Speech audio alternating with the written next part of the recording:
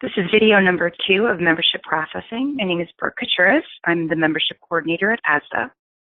In this video, we'll be looking at the process for importing new students. You go to asdanet.org to log in.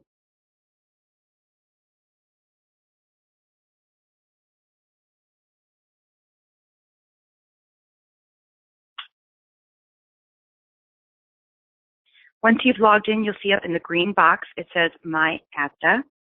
You'll click there. It'll take you to this menu. When you scroll down, you'll see the chapter portal option. If when you click this button, you don't see anything, you'll need to email me so that I can grant you access in our system to the chapter portal. This is what our chapter portal menu looks like now after our website redesign. Going forward in this video, the images will be different, but the functionality will be the same. Once you go into the chapter portal, you're going to look at New Student Import. At the top of the page, there's a button where you can download the spreadsheet that will tell you exactly how you're supposed to process each individual student's information, and it looks like this. Please do not change any of the header names or the order in which they are on the template. Some of the problems that people have with these spreadsheets is when you're cutting and pasting an address, you have to make sure that there are no hard returns in a cell. For example, as you can see in this particular cell, it has 2 separate lines within. What will happen if I try to import this particular spreadsheet this way is that it would take this second line and it would move it, and then it would move every single one of these to the next section, which would throw off all the information that you are importing into your system. I'm still going to do it to show you what happens. So when you have all your information in your spreadsheet, you're going to click Browse, and then click Import once you've selected your file. Here is where it checks for all errors and problems. Now, as you can see, in a first name, it's got an address, which means everything got shifted around and screwed everything up. Now, it might be as simple as you're missing your state, or it says the wrong country, or things like that. It could be that simple. To figure out what is wrong with this particular one, look, invalid state code. All you have to do is hover over the exclamation point and it will tell you what the error is. On this particular one, it's a whole lot of errors because that one above threw off the one below.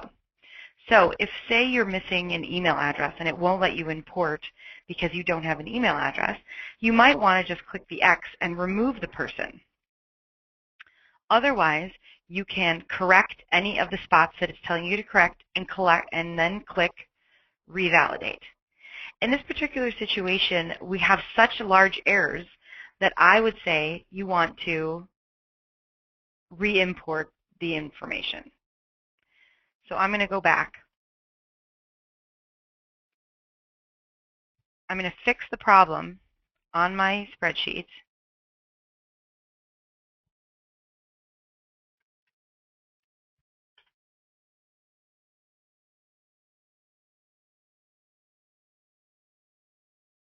Okay, so now it's all on one line and ready to go. Save.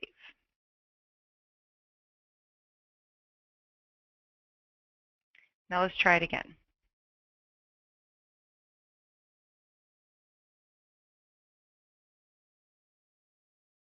Okay. It checked for errors and it didn't have any. So now I'm going to click Process Validated Records because it's saying all of them have the right information. The next step is it's going to look for duplicates. Now in this particular situation, we do have a few people that are in our system that I've set up. If you look here, here's the information I'm importing.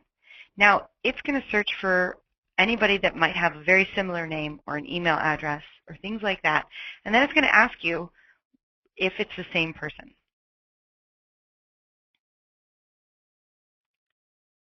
In this particular situation, this is the same. I just happen to have a longer name for them. Hubert Jackman is Hugh Jackman. So I'm going to click that it is a duplicate. Mike J. Fox, I think is actually a different person than Michael Fox. So I'm going to say add Mike as a new student. And then you have to make sure that you click process duplicates at the bottom. Otherwise, it will leave all of these question mark people off of your list.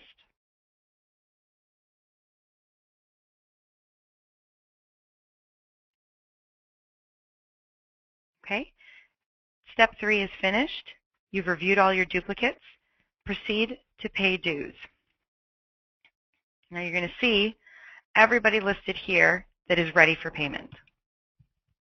If you have any questions or have made any mistakes and you need help, please contact me at 312-440-2640, or you can email me at brooke@asdanet.org.